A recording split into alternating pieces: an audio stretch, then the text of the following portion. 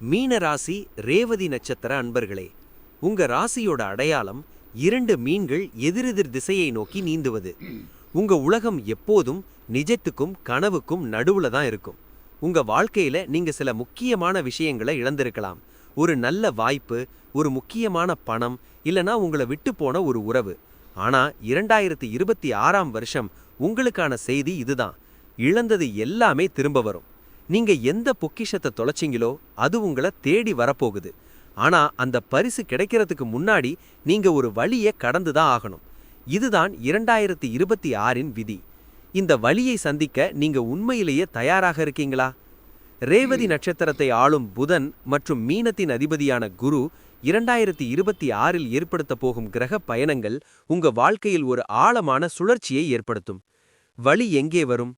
நீங்க மறந்துட்டதா நினைச்ச பழைய காயங்கள் அல்லது அவமானங்கள் மறுபடியும் உங்க கண் முன்னாடி வரும். இழந்த பணத்தை மீட்கப் போகும் முன் அந்த இழப்பினால் ஏற்பட்ட கஷ்டத்தை நீங்க மறுபடியும் உணர்வீங்க. உங்க மேல திணிக்கப்பட்ட தேவையற்ற பொறுப்புகளை உதறித்தள்ள போகிற நேரம் இது. அந்த சுமையை குறைக்கும்போது அதுல ஒட்டிக்கொண்டிருந்த சில உறவுகள் விலகும். இது முதலில் வலியை தான் கொடுக்கும். இந்த வலியை நீங்க விரும்பணும். ஏன்னா வலிதான் உங்களுக்குள் இருக்கும் ஆன்மீக சக்தியை உசுப்பிவிடும். இழந்ததை மீட்டு எடுக்க இந்த 3 வழிகளை பயன்படுத்துங்கள். 1. ரேவதி அன்பர்களே, கனவு உலகத்திலிருந்து கொஞ்சம் வெளியே வாங்க. உங்கள் நிதி நிலைமை, உறவுகளின் உண்மை நிலை, இந்த இரண்டையும் ஒரு காகிதத்தில் எழுதி நிஜத்தை பாருங்க. கனவுக்கு செலவழிக்கிற நேரத்தை திட்டமிடலுக்கு செலவழியுங்கள். 2. என்னை இழந்ததுக்கு அவர்தான் காரணம், இவர்தான் காரணம்னு குறை சொல்றத உடனே நிறுத்துங்க. இழந்தது உங்களை தேடி வரும்போது அதை ஏற்றுக்கொள்ளும் மனப்பக்குவத்தை வளர்த்துக்கோங்க. பாடம் கற்றுக் கொடுத்ததற்காக நன்றி சொல்லுங்கள். 3. புதனின் சக்தி உங்களுக்கு தேவை. நீங்கள் இழந்த விஷயத்தை மறுபடியும் உருவாக்க ஒரு புதிய திறமையை கத்துக்க ஆரம்பிங்க. அது கம்ப்யூட்டர் மொழியா இருக்கலாம், இல்லனா ஒரு கைத்தொழிலா இருக்கலாம். இதுதான் இழந்த வாய்ப்புகளை மறுபடியும் உங்க கைக்கு கொண்டு வரும்.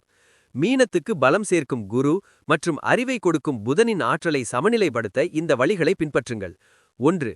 இழப்பால் உண்டான குழப்பம் நீங்க புதன்கிழமைகளில் செல்ல பிராணிகளுக்கு உணவு அல்லது தண்ணீர் கொடுங்கள், அல்லது பச்சை நிற புடலங்காயை தானம் செய்யுங்கள்.